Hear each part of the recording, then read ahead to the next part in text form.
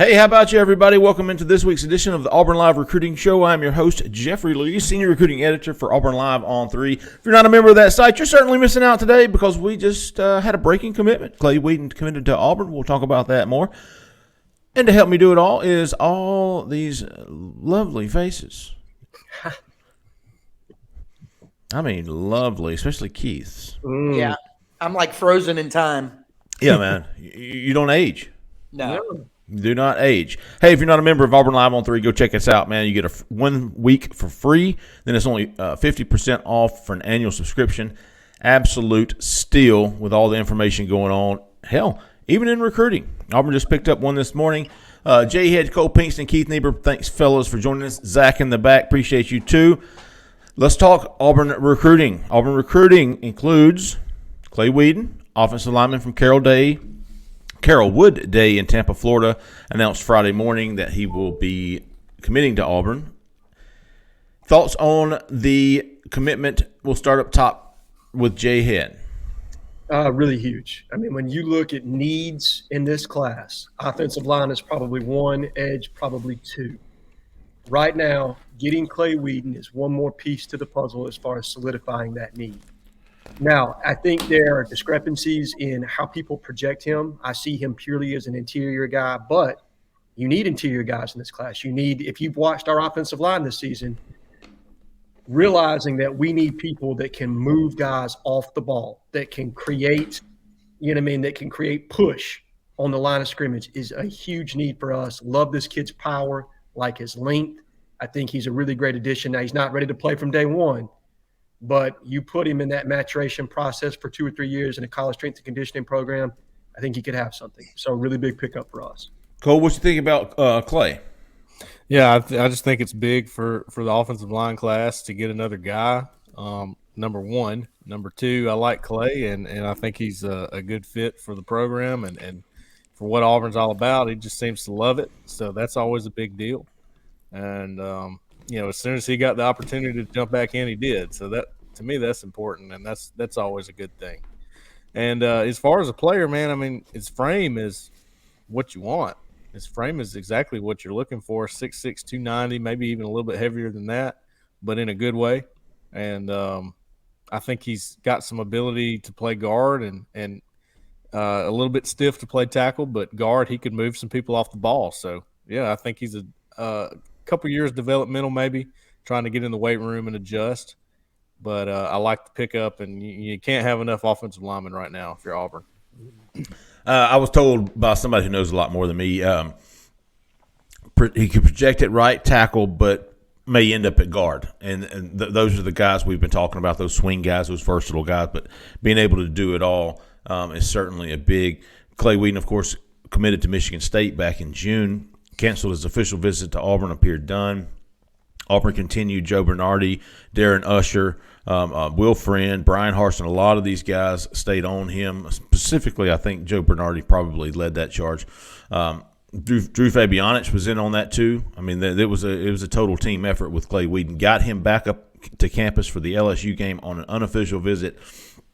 And I think that's where Whedon was like, man, and I wrote on behind the scenes, he had actually considered committing.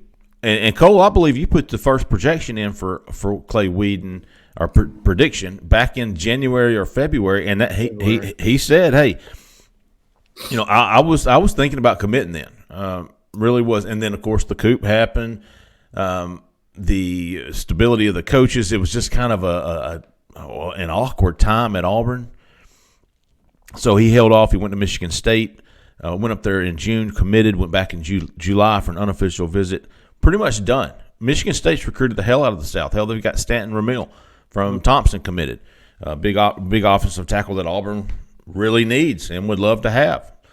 So Auburn just kept pecking away, got him back up for the LSU game. And that's when I think he was like, man, regardless of what's going on here, I love it here. This is where I belong. I love to hunt. I love to fish. I love my family being a lot closer, one state away instead of 10. Yeah. Don't quote me on that. I have no idea where Michigan is. I think it's due north. So big get. He decommitted Monday night. He'd actually made his decision after that LSU visit, like, hey, this is it. All right, and thought about it though. Wanted to make sure. Decided last weekend, then came in Monday and alerted Michigan State, and then informed Auburn yesterday, and then announced his decision today. So big get there for Auburn. Big because offensive line, like Jhead said, such a crucial, and which takes us into offensive line recruiting. We've talked about the large class, the large number of guys in offensive line. Auburn needs an overhaul of the offensive line roster, absolute overhaul, and they're absolutely trying to get it now. With Whedon committed, you've got Whedon, swing guy. You got Janoris Wilson, projects as a right tackle. At least he plays that in high school, could do the same. He could also be a guard. You got Braden Joyner as a center. Mm-hmm. That's 3. And I really only think Auburn's going to take 1 or 2 more high school guys and going to fill out with at least 6 older guys. Older guys meaning JUCO guys and transfer portal. Excuse me. I think the top 2 targets left on the board are DJ Chester and Stanton Ramil. I think Auburn would take 1 or both of those and call it a day high school recruiting. Then you're looking at the JUCO guys. Take 2 to 3 JUCO guys. Take a Keyshawn Blackstock. See if you can't get Elijah Felipe or Isaiah Jhead. Yada. Oh, wow. Boom! Yes! Yes!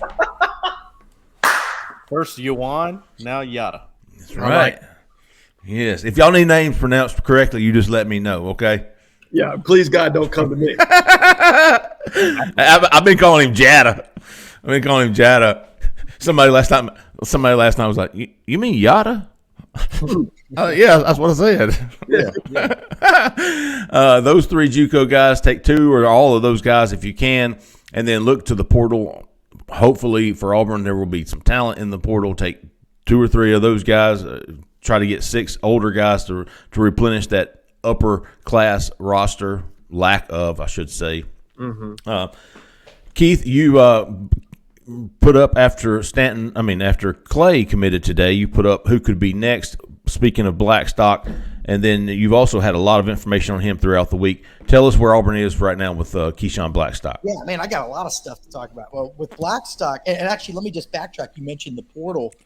I've been told by a couple people in the last week that there are, and I think you've heard the same thing, Jeffrey, that there are offensive linemen at other schools that absolutely know that Auburn is going to need a whole load of offensive linemen. Mm-hmm. And I don't know how to say this. I mean, contact can't be made, but it sounds like some wheels are in motion that these kids know they have, and they, well, let's put it that way. They know the deal. Okay? They're looking at Auburn going, Yes. Now, and that's, I'm going to tell you, that's not coming from anybody at Auburn. But anyway, right. Blackstock's an interesting one. You know, his dad, diehard Auburn fan, broke down when his son was offered by Auburn. He loves the Tigers so much. But it's not a foregone conclusion he's going to pick Auburn. I mean, Auburn still has to do the work, and they're working on it. They're going to, according to the father, that Brian Harsin and offensive line coach Will Friend are going to be out at Coffeyville Community College next Saturday when Auburn has an open date. I think Cadillac Williams is also going to that game too, so I need to figure out what's going on there. But they're making some headway here. The kid's really just looking for a reason to pick Auburn. I mean, it sounds like. I mean, he's got an open mind. He's looking at a lot of schools, but if Auburn really pushes, I mean, that's the school he grew up going to the games. His dad helped build the dorms on Donahue that a lot of the football players live in. Gabe Wright is a family to them. Brandon Jacobs, Brad Lester are mentors. I mean, this is sort of meant to be. But, for the young guy, it's got to be – it can't just be with your heart. It's got to be with your head too. So he's looking at the situation. But I think that they're going to be in a pretty strong position. I think going to visit him next week is going to be key here. And he's going to know, hey, they want him. The mother is going to be going to a game on her own soon. She's never been. So it's tracking positively for Auburn right now for Keyshawn Blackstock, who I talked to somebody who actually has followed them for a while, and you guys know him. It's Jarris McIntyre. He knows the father too, the former Auburn receiver, head coach down at Tampa Catholic. He watched the film. He said, man, he's a big dude. He's long, and he is athletic. Yes, that's a guy that they need to take. And, they got to take a lot of linemen, not just because they're going to have a lot of spots open, but let's be honest. If you sign 6 linemen, offensive linemen, how many of them are ever going to start? You hope at least 2, right? I hope. So you got to sign a lot, knowing that the percentage of guys that really are going to be good enough to start is probably under 50%. So we're hearing now. I'm starting to think it could be a high number out of JUCO and portal. Yeah. Like maybe portal could be really high, and they're telling kids, they're being upfront. Hey, the high school guys, you're probably going to have to be developed a little bit, and the junior college guys are going to have a shot. But it's I don't know if they're going to guarantee spots to anybody. They want a big competition, but it's going to be a whole new group of offensive linemen next year. And then also, we don't know, is there going to be our guys that could come back to Auburn? Will they be back? And then on top of all that, we don't know yet who the coach is going to be next year for Auburn. So there's a lot of uncertainty here. But, what's going on with Blackstock? By the way, and if they land him, it's worth pointing out he is very, very close with Sean Tompkins, the Baylor commit, who attends the high school that Blackstock once attended. And I think Tompkins is going to get over to an Auburn game fairly soon. He doesn't know much about Auburn, neither do his parents. They've been actually hitting up Blackstock's parents for information about Auburn. So that's something to keep an eye on. If Auburn lands Blackstock, and he'd like to commit somewhere fairly soon because he wants to help recruit. But if Auburn lands him and they want Tompkins, they're going to have a shot to land Tompkins, I think. Keith, have you put in a prediction yet? For who? Blackstock? Mm-hmm. No, only because, sometimes I just forget, to be honest with you. But, I don't – I feel good, but, they want a closer relationship with Will Friend. And, I think they want to see how the next week or two shake out. But it sounds like Auburn's in a favorable spot. Let's put it that way. Yeah, if I was making a mock class, he would be in it. Yeah. The only reason I'm not rushing to make a prediction there is because I think he loves this recruiting process. His father loves this. They didn't get recruited out of high school. This is all new to them. Well, and also, he's going to Illinois this weekend. That just came out of the blue. That came out of nowhere. That wasn't even the school that was being mentioned, and now he's officially visiting. Now, is he going to end up at Illinois?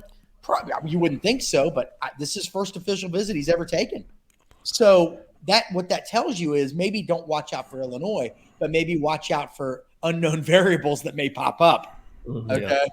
So I kind of feel the same way, Jeffrey, and Jhead and Cole on Ruben Bain. I'm sort of waiting.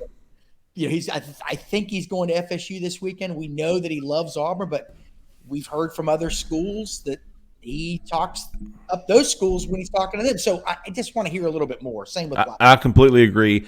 I'm in the same boat. I'm glad you said that, Keith, as Ruben Bain. He would definitely be in my – hell, I got him at 75% on the hot board. Yeah, that's amazing. I would certainly have him in my mock class. I think he may wait to see if something were to happen with Auburn's coaching staff in the near future. But I will say this. Blackstock, Ruben Bain, Clay Wedin, all three of those guys, even with the new staff, I don't see my opinion on them changing. You make a hell of a point, Jeffrey, and I'm going to tell you something. Blackstock's dad told me the other day, he said that when they talked to the GM, Drew Fabianis, this is a pretty good note here, that Drew assured them that, whether if you commit and something happens to the staff, you will have a spot. You're going to have a spot. And so they will honor the commitments. Yeah, that's I have I have a little note on Keyshawn Blackstock as well. What do you got? Let's go. A source of mine that I talked to from a different school who was interested in Keyshawn told me that guy could start at Auburn next year, and it doesn't matter what they do in the portal. He's good enough to start and be a major upgrade. They told me the same thing about Janoris Wilson. So this is not coming from Auburn. Interesting thing about Blackstock, he's still just scratching the surface, we think. He was a kid that was born with a very bad bacterial infection and was in medically induced coma as a toddler. And then as a first grader was in a coma for days and was hospitalized for almost half a year, okay? And so he wasn't able to play football really until he got to high school and didn't really make an impact at football until his last couple of years of high school. So he is just now really figuring it all out, body, how to play, all that stuff. Smart kid, okay? Very smart kid. Got the athleticism, got the frame, and may still have a high ceiling. He's not tapped out. He hadn't played since he was 6 years old, okay? It's a pretty remarkable story, really. I agree, Keith. And to me, versatility with his game. I think he could line up outside or inside. I don't think he's exclusively a tackle. I think he's a guy that could definitely slide into guard. So contingent on who else you sign, having a guy that's that versatile is extremely important in a class as big as what Auburn's prepared to take. And if you can get him, I mean, again, it's going to sound weird that I say this. He loves Auburn, okay? Loves Auburn, grew up a diehard Auburn fan. But it's not a foregone conclusion they're going to get him. But if they do get him, right. He's, fans on our board always say, can we just get guys with heart that love Auburn? Well, this is a guy that's got heart, loves Auburn, and has a hell of a lot of talent. And he's probably going to play hard for Auburn now, okay? It's going to mean a little bit more to him. There's so much going on in his family. His mother, I believe, lost a set of twins when they were born. I mean, it's just really a story that's kind of fascinating from many different angles. But you're right, Cole. I mean, I'm not an analyst like you, and I know Jhead tracks the an analysis starter, or you know what I mean. Evaluator. Go ahead. I'm not an evaluator here. He sounds better than we do. Yeah, Jeff's not a name pronunciator, and I'm not an evaluator. But yeah, he. That's a yacht of presumptions there, Keith.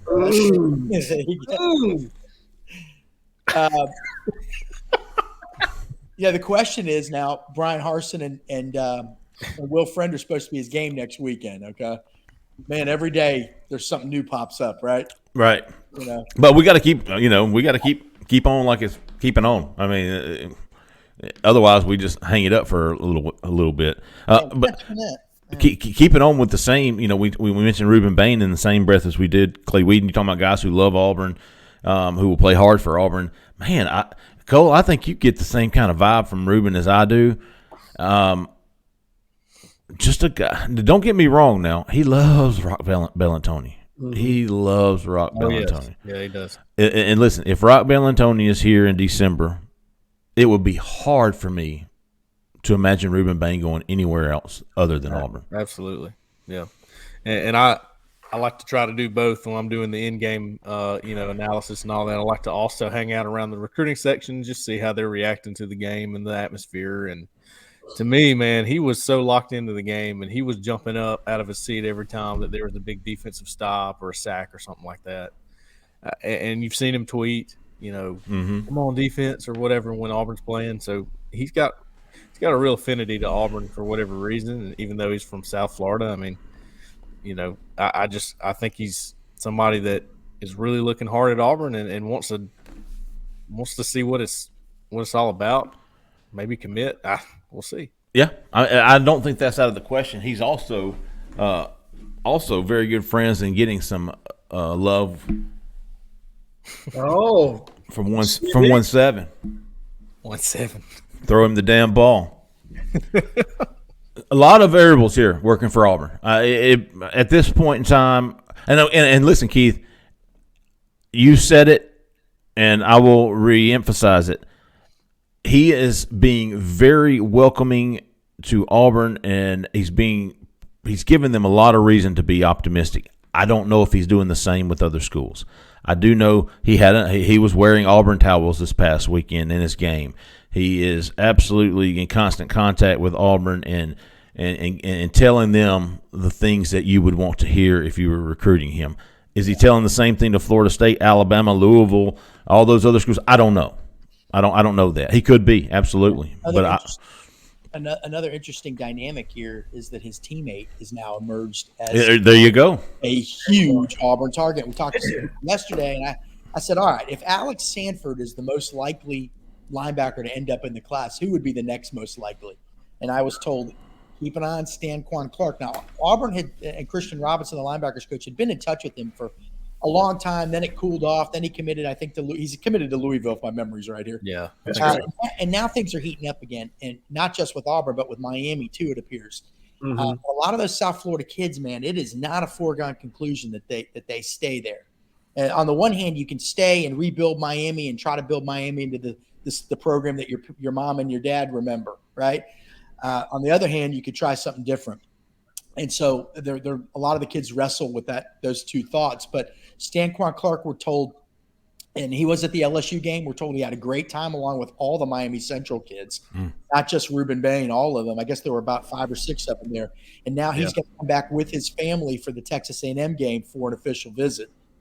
And so that one's really, when Christian Robinson locks in on a guy now, he ain't no dummy. He knows what he's doing. And so we're told that Auburn's going to go to the Miami Central game next Friday on their off week. And it's going to be interesting to see which Auburn coaches are there. Rock will be there, I'm sure. Christian Robinson, is he going to be there too, or does he need to go see another linebacker? Now, he can go see Alex Sanford this week because they're playing at Ole Miss, and that kid plays in Oxford High. So Auburn doesn't stay in Oxford. They historically, I believe, have stayed in Tupelo, if my memory is correct. But that's an easy drive over. So if you go see Alex Sanford this week, which would be kind of nonsensical not to, I would think, right? Then you go see Reuben Bain and Stanquan Clark next week. You've got your 2 big linebacker targets there, and you've been able to see them in person. But does Brian Harsin go to that game next Friday? I think he does. If he doesn't, I'd be curious to where he would go that would be bigger than that game, right? I mean, that's right. Harsin's first visit down to Traz Powell, man, there ain't nothing like that stadium. I can tell you that, guys. That is a wild place. Okay, you got to think Auburn next week. Almost every day will be out on the road recruiting. Oh, sure, yeah, got to be. Going to be one.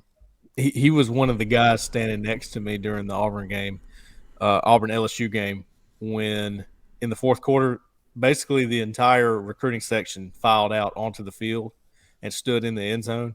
And to my left was Cameron Coleman, the 2024 receiver from Phoenix City, and to my right was Stanquan Clark. And they were, I thought I was in the student section. The way they were acting, had their shakers and going crazy and all that.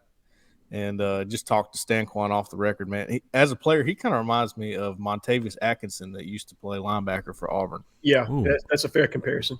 Yeah, man, Monty had some long arms, dude. He could scratch his ankles without bending over. That's about when you were right. Talking to him, did you get his phone number? I haven't been able to get a hold of the kid. Yeah, I did. I have not been able to get a hold of him either. What was that number? Well, interesting thing though, we do talk about, not to be a negative Nancy here, but all the kids celebrating with Auburn. The most famous celebration of the last decade was Rashawn Evans. Don't do it, Key.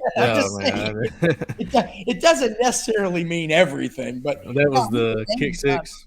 And I think we're all hearing the same thing, that the NIL on to victory is they got there. We heard for a year and a half, it's going to be great, blah blah blah. Well, now we're hearing it from people, not just on the inside, killing it. Not just people who. I don't want to not taking shots at anybody, but again, the people that were running it were always, it's going great, but then we never saw anything. We never saw any, and we were hearing differently from it. Yes, we were hearing, I didn't know how to word that. Well, now we hear like conflicting reports. Yeah, and in fact, I've heard a couple of people said, "Man, if Auburn would have had this 6 months ago, 9 months ago, 12 months ago, wow." That's probably a little bit of Pollyanna with that too, but it does seem to be making a difference. I mean, are we all hearing that? I am. No, yeah. I haven't heard anything negative about On to Victory since Brett Whiteside and Beth Burkett took over. No, they're rolling pretty good now, I think. Yeah, well, I mean, look, you guys had Drew Fabianich on your show on Inside the 20, and he talked about the value of having a collective being able to individually meet with the prospect and say, this is what we have available. That wasn't there before. It was a coach saying, hey, this is a deal that we've had for this guy in the past. But now you have people that can legitimately talk to the individual prospect themselves and say, without a doubt, this is what you could make at Auburn should you enroll here. And that makes a huge difference when you have that legitimacy to it. But back to Stanquan and Cole, I don't know if you've watched his high school film. He's a guy that's still learning how to put out in the box. He excels in space, and so that's why I love your Montravius Atkinson comparison. But he's a guy that's still learning the technical aspect of playing inside the box, but probably a prototype will linebacker and somebody that pairs nicely with Alex Sanford, I would think. Okay, sure. And his tape reminds me of Atkinson, but like Jeffrey was saying, the lengthy, arms, that kind of reminded me of him too. I mean, he kind of has that look, the same kind of look that Atkinson had. And he was a good player. Oh, look, I got snake bit on my nose, man. Bro, I can't. Jessica likes popping my nose. Speaking of Jessica, Yeah. looking for a home in or around Auburn, Opelika, Lee County, Alabama. Give Jessica Andrews a call at eXp Realty 704-4442. Dude, just in the last few days, she sold house at above market price, above asking price. She got a full-fledged offer on another. She is an consensus 5-star realtor. Jessica Andrews with eXp Realty. Give her a call. Tell her we sent you, man. Please. 334-704-4442. Well, now I know why Jeff's been wearing Armani suits everywhere around town in Auburn. Yeah. Sugar mama. Hey, Jeffrey, my cousin, who is a realtor, used to be in Auburn. Now she's more back in the Montgomery area, but knows Jessica and wanted to give a shout, saying that she was an awesome realtor. Oh, what's her name? Evan Taylor. Okay. Well, hey, in Montgomery, looking for a realtor? Give Evan Taylor a call. There you go. Hey, what does Evan know about the Rick Smith Golf Center at Doral? Hey! We'll plug that. She wears a lot of Coosa cotton, though. I know that. Hey. Look at that. Hey. Look You at been his working out? leader this week, Jay Lee. What was the question? You been working out a lot or what? I've been practicing holding my breath. You saw that? My hips. So, hey, let me ask you guys, if you got one game to go to next week, I don't even know who Miami Central plays, but Bain, you've already gone and seen. Now, Harson's already gone and seen. You can go see guys once in this fall period. Mm-hmm. You've already gone to see Rousson Smith. Yeah. I mean, if you got other coaches going to see Bain and your Harson, you got to make that trip, right? Oh, yeah. Sure. Harson, I mean, what do I know? But Harson would be with me when I went to see Ruben Bain. That's saying he's already been to see Blackstock, right? At that point. He'll go Blackstock on Saturday. That would be the day after. Okay, so yeah. So hit Ruben Bain on Friday, Blackstock on Saturday. Jhead, jump in here. The only other team I could even contemplate going to, because of the number of stars that are going to be on the field, are going to see ECA. If you make that trip, because you've got Zachariah Owens on that team. Oh yeah. Eagles. Eagles Christian Landing. ECA. Didn't they go last week? So Harson hasn't been. Oh. So if I'm Harson, Auburn can make multiple appearances at a school? I thought it was only – I think you can – the school can go. That's it. Is it just the school? I thought it was the individual coach. believe I could be wrong on that. Hey, that's in-home visits. And I had, I think, right? No. The coach gets – head coach gets one. Assistant coaches can go up to, I think, 2 or 3 times.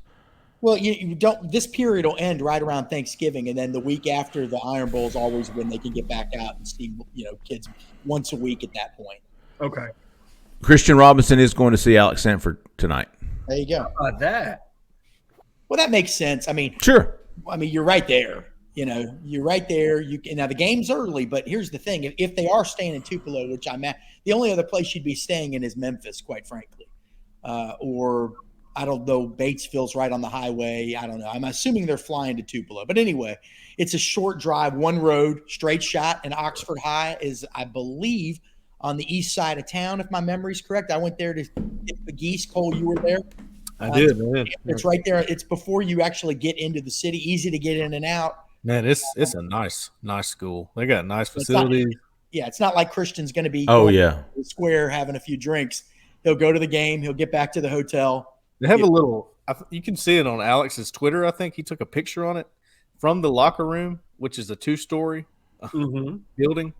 Their weight room's on the bottom. Their locker room stuff is all on the top.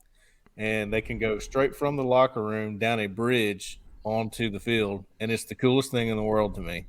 And I think Alex took a picture on it last time, and it is awesome. No elevators. And Cole, his coach, you want to tell everybody who his head coach is? Yeah. Chris Cutcliffe, son of David Cutcliffe, the awesome coach that was at Tennessee, Duke, different places. Ole Miss. Yeah, Ole Miss. There you go.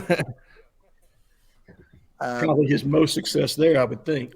Yeah. By the way, Miami Central plays Miami Christopher Columbus next week, and that team is loaded.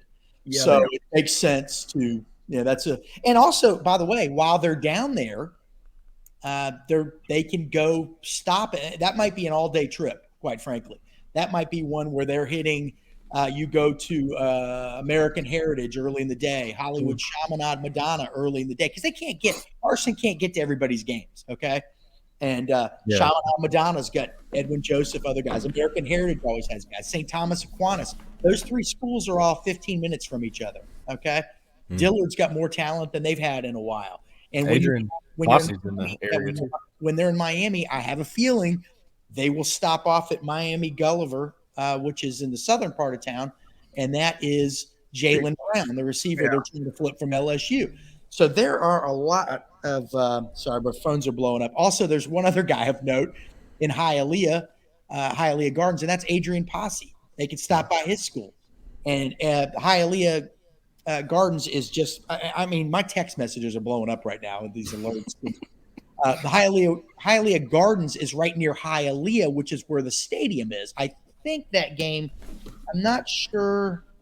Let me see. It is neutral site game versus Columbus, so that probably means it's at Traz Powell Stadium. So real close to Adrian Posse too. So I'm sure Rock Bellantoni knows the lay of the land down there. My guess is they're going to have a busy day down there. Oh yeah, school after school. That Auburn logo is going to be all in Miami-Dade County all day, would be my guess, and probably some of Fort Lauderdale, Broward. Man, this has changed so many times. It's hard for me to know. I think there's a max of 2 coaches that can go to a game. Yep. It used to not be that way, but I think it is now. So Christian Robinson, we talked about going to see Sanford tonight. He will be going to see Stanquan Clark next week, and I'm guessing either Rock or Harsh will be with him. Next Friday night, they're going to see Reuben Bain. They're going to see Stanquan Clark next Friday night. Makes a lot of sense. Okay, well, I didn't realize it was a max of 2 now. I thought it was more than I think it is, man. I think that's why only Harsh and Brumball went to Carver. Because remember, I was saying, I'm taking the whole damn staff and put the other guys in the damn parking lot. By the way, worth noting, maybe. And you can't do that. What's his name? Charles Kelly and Freddie Roach were at Quay and James's game last week that I went to. I talked to them. So there's 2 from Alabama. Yep. And Auburn's the head coach, so Nana and Boo Boo. What does Charles Kelly coach at Alabama? Is he the He's the associate defensive coordinator and safety. Okay. I was wondering because I know they were definitely watching Quay and James. Well, Kelly's the lead recruiter there. He is, and other than Zach, probably has the best relationship with that duo of anybody that's recruiting them. I mean, he's lights out in state, so it makes sense. Right. See the new Philip Lawley? For them, he is. I mean, you're talking about a guy that cut his teeth, I think, as a high school coach at Eufaula, has coached all throughout the state, Jacksonville State. He coached at Jack State, coached at Tennessee under Pruitt, Florida State underneath Jimbo, knows the lay of the land extremely well, and has mined a lot of time. He's been, I guess, Saban's chief lieutenant as far as recruiting the state of Alabama for the last 4 years. So a lot of contacts in the state of Alabama through Charles Kelly. Interesting. He was a walk-on here, right? You got it. Walk-on safety under Pat from 86 to 89, I think. Did he play? I have no clue. Okay. I mean, he wasn't like a starter or a guy who walk-on. Him and Rodney are tight. I know that. But beyond that, I have no idea if he actually played. Man, I tell you what, for all that's going on, the rumors about the coaches and all that, dude, we were worried 2 weeks ago about the recruiting lull, the in-season recruiting lull. Man, it has picked up. That LSU game really created some momentum for Auburn, getting all those kids on campus, seeing that atmosphere, which was fantastic. For Auburn, I gave it a B- for Auburn, and it was still an A+ to all of those kids from Miami. But you've got a lot of momentum with Reuben Bain. You've got Alex Sanford there in the wings, Keyshawn Blackstock. You just got a commitment from Clay Whedon. Now Auburn's pushing a little bit more for Stanquan Clark. Yep. You've got New offer. There you go. That's what Keith. What was your boy's name last night? A new edge offer from the Atlanta area. What do we got here? Ezra Odinger. Ezra Odinger. Now, this is a guy with 31 or 32 offers. He plays in Alatoona, Georgia, just north of Atlanta. Actually decommitted from Liberty earlier in the week. He's 6'4", 220 pounds, but having a great season. 9 sacks, 14 tackles for loss, 50-plus tackles. I talked to Rock Bellantoni yesterday. This all just happened really quickly. I said, how long have you been talking to Auburn? He said, it all just happened today. And that was yesterday. And Rock told him, quote, I really like the way you play on tape. You definitely look like you'd be a good fit here. That's according to Odinger. And so here's the question. We were thinking, by the way, he's going to officially visit Auburn, he says. And I've already confirmed that is an official visit as of right now that Auburn would welcome. And so, Auburn's got 2 edge guys committed, is in it with Rousseau, is in it with Quay Rousseau, the 5-star from Montgomery, in it with Ruben Bain, the 4-star from Miami. Now, would they take 5? Are they just kind of covering all their bases here in case they don't land one of those other guys? Or 5 from high school? Or does this mean that Wilkie Denard is moving inside like we all assumed anyway? And that's what I thought, Keith. But okay, so listen. Probably a little bit of that and covering all your bases. Let's say you take 4 edges, even if Denard moves down. You take 5 total, but Denard moves down. Aren't you going to have some upperclassmen too? Aren't you going to have a JUCO guy? Like, who's coming back next year? Yeah. Right now, Brooks. Yeah. And maybe Eku Leota contingent. I think he's got a 6th year that he can tap into as far as a COVID year is concerned. I don't know if that's in play or not at this point. I don't think anything. But technically, he's a solid player. You'd think he'd get some really good NFL looks. Well, he got a little bit of draft buzz in that. The Senior Bowl loves him. Yeah. Whoever that Jim Nagy or whatever his name is. Yeah. They're gonna definitely get somebody out of the portal. I don't think. So you got to get JUCO or portal. You got you don't got to, but according to my dumbass, you seemingly need some upperclassmen. You do, because even if Bain and Quay, you get both those, you hit the right. You get both of those, and they can play from day one. They don't need to start; they just need to be in the rotation. So if you're going to run a 2-edge set like we've done all season, predominantly, you're going to need at least one other guy to bookend who you've got returning this year. So whether that be JUCO and like a guy like Jaden Jones that's currently committed to Florida State, this originally from Bessemer, say you go in on somebody like that, or you find somebody in the portal, that's 100% got to be a need. You got to reserve a spot in that class. But I think we've all talked about the fact that 30 may be the number of actual players that they can acquire this year or what they had projected early on. If you're only at 11 commitments right now, you got a lot of space. So I think you still got room, even if you get all 4 of those guys. And you know what? I got to thinking, Ruben Bain, Quay Rousseau, both of those guys are more physically ready to play in the SEC than Dylan Brooks. 100%. 100%. Yeah, we've been thinking 10 portal spots, but man, what if there? Again, I hate you know how I feel about talking about coaching change, but if there is one, you may be looking for 3 quarterbacks in the portal. You might be, except for Gerner, you might be replacing your depth. It could be your roster. Wild, man. Just absolutely wild. But yeah, linebacker, we know they want to take 2 out of high school, 1 out of the portal. Mm-hmm. They're going to need some experience there. So almost every position, I'd say tight end, unless there's attrition, you probably don't need somebody else, right? But everywhere else, you may need to, you may need something out of the portal. The receivers, they got a lot of receivers, but I don't know. How good are they? I don't know. You know what I mean? Because would you turn down somebody really good in the portal? So it's almost every single position, And we don't, at this point, you still don't even know exactly what attrition you're going to have just yet. Not at all. You don't know what attrition you'll have if the current staff is here, let alone another staff come in. Right. Well said, Keith. So a lot of things there, but anyway, that's the Rick Smith Golf Center in Doral. Was he a guard for the Indiana Pacers? Rick Smith. No, that's Rick Smith's the Center. I know. The Flying Dutchman. Oh, I know there was a Rick Smith that was a cheerleader at Auburn, because how do you know that? that? He and my dad were good friends. got his autograph. Oh, really? Yeah, he was on the football team, and then he walked on, and then he ended up being a male cheerleader. Look, man. That's cool. That's Move of all time. Look, you go from, hitting 300-pound dudes to, throwing 110-pound girls in the air.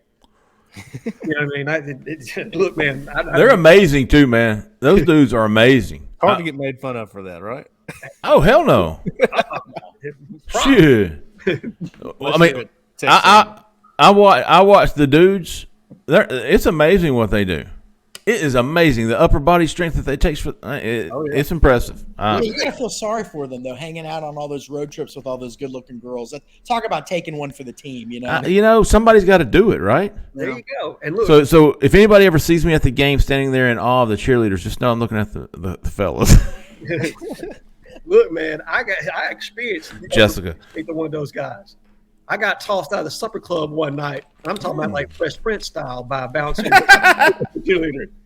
So look, that's legit. That's man straight, dude. Old man straight. Okay, let's see. Anything we're leaving on the table here? No, other than do we want to get score predictions in for Ole Miss? How we see this playing out?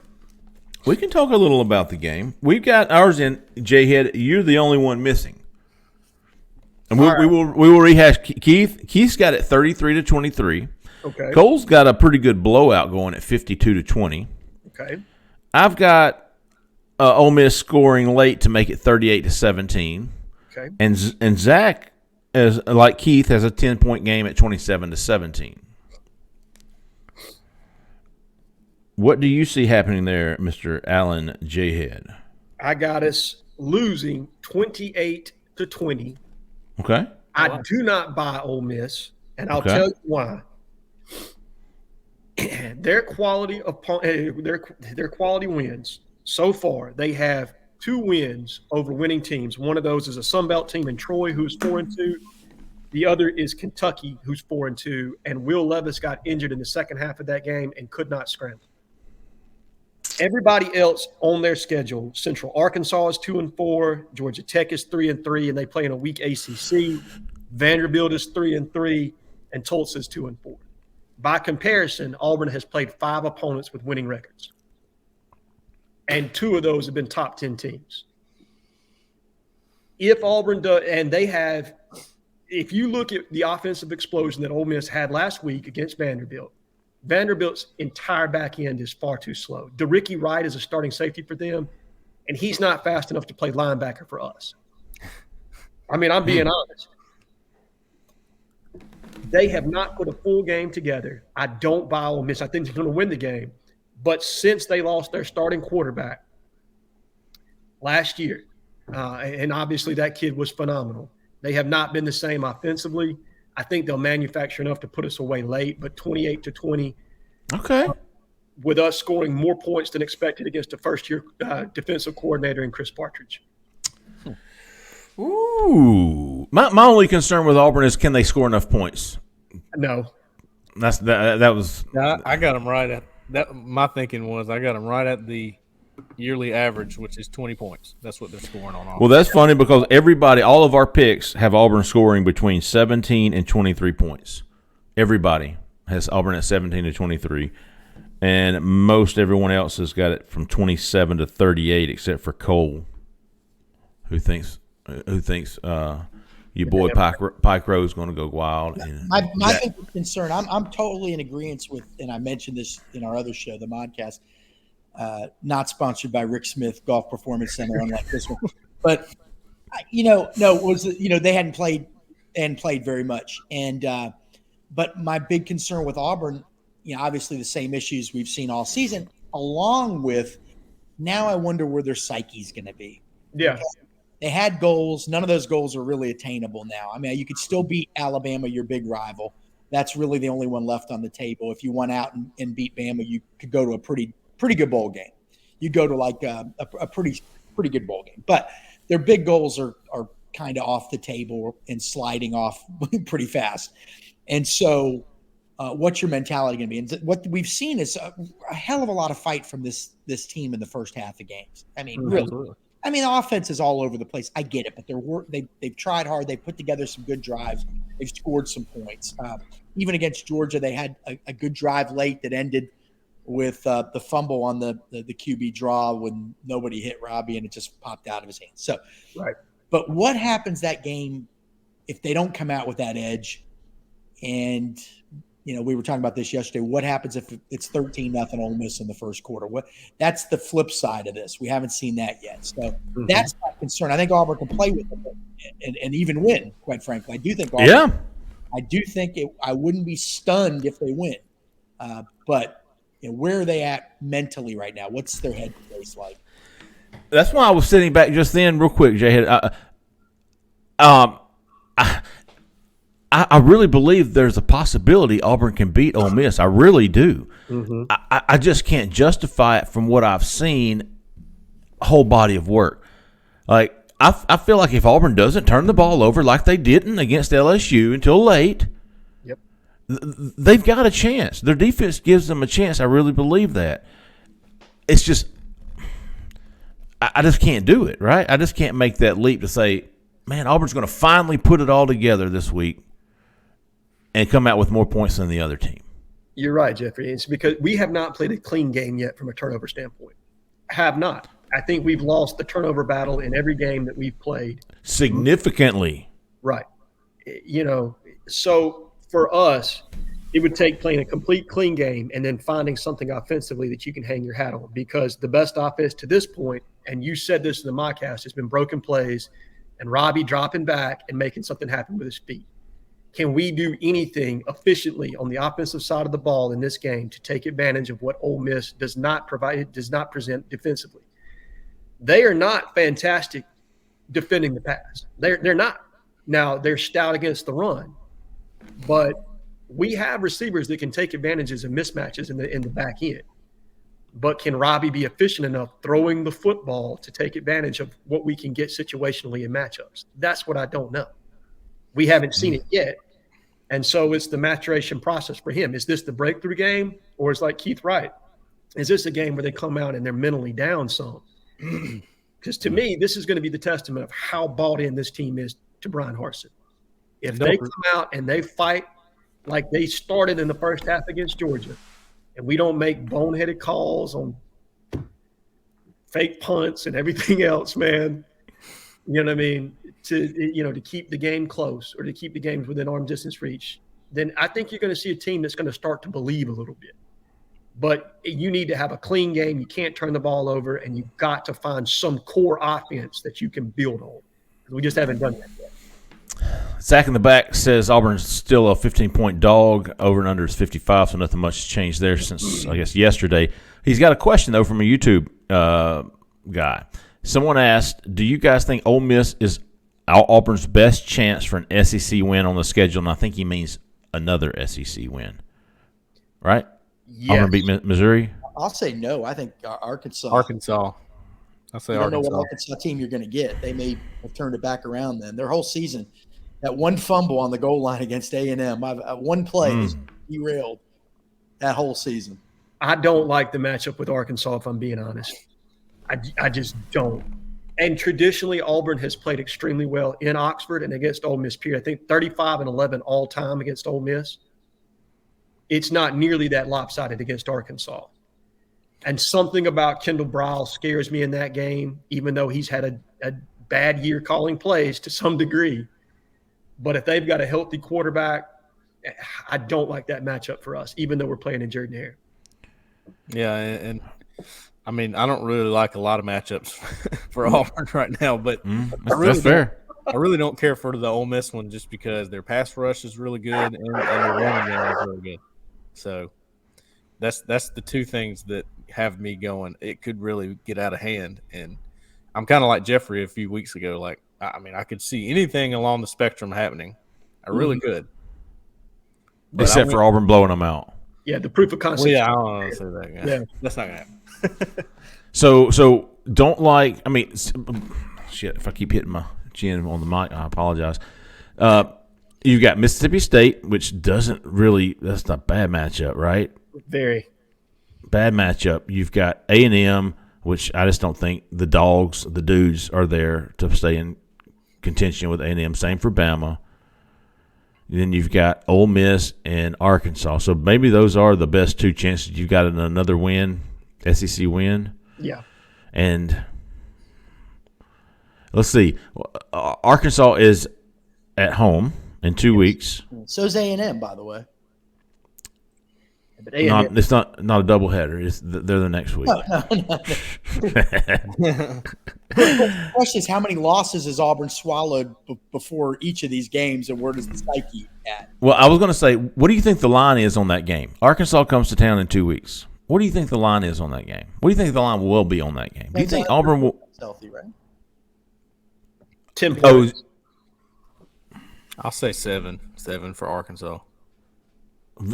What was LSU, 3 or 4? 3. It was a 3-point game. 3. But I think the line was that too. Yep. Or no, it was 7, wasn't it? Was it? No, it was 3. It was Okay. Yeah, you're right. Yeah. And they ended up winning by 4. something around that. Yeah. And I think Vegas has been pretty accurate on score predictions with regard to Auburn this year. I don't think Auburn's covered the spread yet either. Oh, God. I think they may have well, no, they haven't. No, they had a 30-point lead when they kicked off against Georgia and lost it. Yeah. Did we And come lost 42-40. When you put it like that. Auburn was up 30-0 when they started and ended up losing 42-40. Oh, man. Ooh. That one's that's tough. Well, I feel like we're getting closer to knowing some things on the athletic director. Justin Hoganson wrote could potentially be in the next week or two.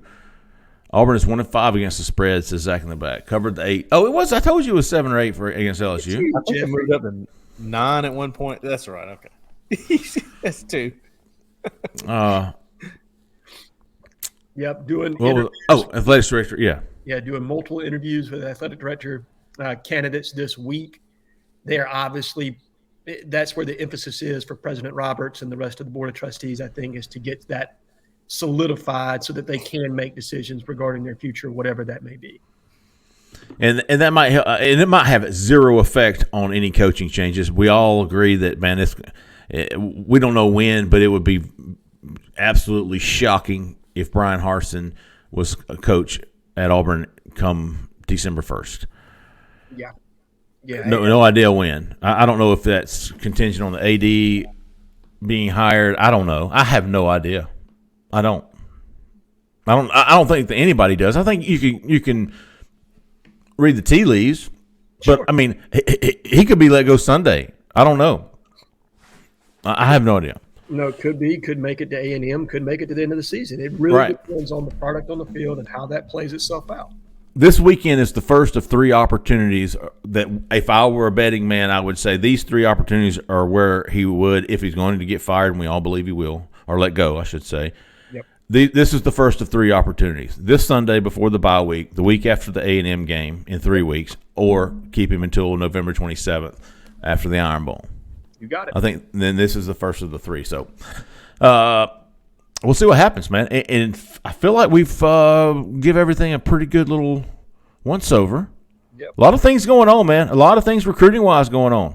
We'll be following it all at Auburn Live on 3. Hey, and if you're watching this show on YouTube, which most of you are, please click on that Auburn Live page. Give us a subscribe, a like. I don't know how it helps, but it does. And, again, if you're not a member of Auburn Live on 3, man, you're absolutely missing out. Go give us a try. 1 week for free, 50% off right now for an annual subscription. It's absolutely a steal. Appreciate everybody listening. So y'all stay tuned all weekend. We'll have game coverage. We'll have recruiting coverage. We've got more stuff coming out. I'm sure the coaches will be busy next weekend. All going to be covered at Auburn Live on 3. Thanks again, everybody. We appreciate it. For Jhead, for Cole, for Keith, for Zach in the back, I'm Jeffrey Lee. Stay out of the left lane. See ya.